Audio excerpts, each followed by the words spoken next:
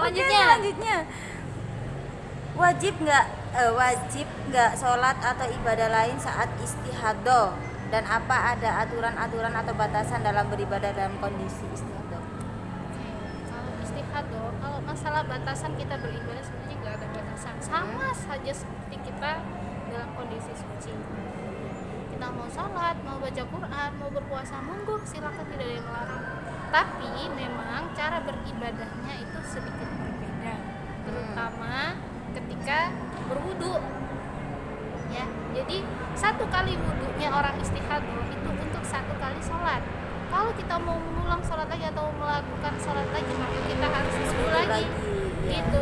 Dan kita harus bersih diri lagi, maksudnya bersih diri bukan mandi, harus kita lihat dulu pembalut kita, kalau sudah ada keluar darah berarti kita harus mengganti.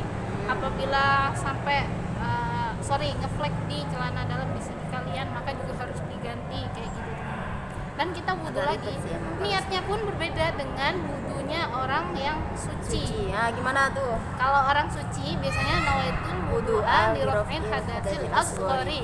Kalau seandainya istihadah, nawaitul wudu'a listibahatis sholati fardhan lillahi ta'ala. Nanti Ria kasih di sini. Terus apa lagi tadi? Apa tadi ya? Jadi gini, aku lanjutin teman-teman. Pembahasannya misal nih ya, kita mau sholat, kita harus bebersih dulu itu tadi yang aku sebutin, kita ganti pembalutnya, kita ganti sidi, kemudian kita wudu. Nah kemudian kalau seandainya ketika kita sholat kita belum selesai, takbiratul ihramnya belum sempurna, tapi kita udah merasa keluar darah, maka kita harus mengulang lagi. Begitulah susahnya ketika perempuan istihadah. Jadi kita harus mengganti lagi pembalutnya, wudu lagi ya? Teman-teman ya, kayak gitu. Misalkan nih, Allah belum akbar, keluar darah, serem, ya wudu lagi. Iya benar. Tapi kalau udah Allahu akbar, selesai, sudah sempurna takbiratul ihramnya, kemudian kita sholat, di tengah-tengah sholat kita sudah merasakan lagi itu ya namanya darahnya keluar, maka itu sudah tidak ada masalah. Lanjutkan aja teman-teman, nggak usah. Makanya cepet-cepet, tapi hati-hati, ntar cepet-cepet kepleset. Soalnya kalau aku biasanya zong, cepet. Kemudian kalau selesai sholat kita mau tadarus Quran, apakah kita harus berwudu lagi? Jawabannya adalah no. Tapi kalau seandainya kita misalkan sholat maghrib, selesai sholat maghrib kita tadarusan dan lain sebagainya, menjelang sholat isya sudah berkumandang azannya, kita harus wudu lagi, kita harus bersihkan diri lagi kayak gitu. Jadi nggak boleh melanjutkan wudu yang tadi walaupun kita nggak kentut, kita nggak pipis, kita nggak pup, tapi tetap kita harus itu tadi wudu lagi. Kenapa gua kepotong sih di sini? Udah jelas Ri? Oke. Pertanyaan berapa? 5. Ada lagi Ri? Oke, ada lagi nih satu tambahan. Apa lagi? Ya dong, mumpung Iya, boleh. Apa aja nih kira-kira amalan-amalan yang bisa kita lakukan di saat kita haid? Amalan yang dianjurin ketika haid. Kemudian larangan. Oke, larangannya juga.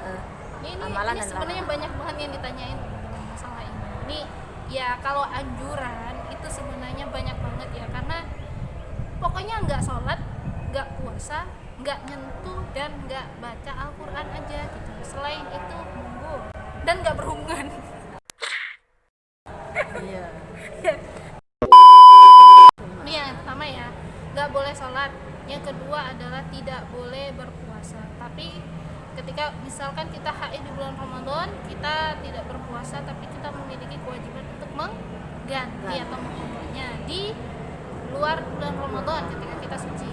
Dan yang ketiga adalah menyentuh dan membaca Al-Quran.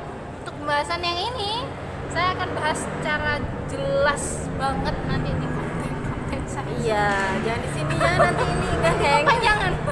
Oke, lalu yang keempat adalah tidak berhubungan suami istri, tidak boleh. Ya, harus dulu suci dulu. Jadi para bapak-bapak harap bersabar, ini kecil. Ya, seperti itu. Itu adalah larangannya saya teman-teman. masuk sendiri ya. saya lupa.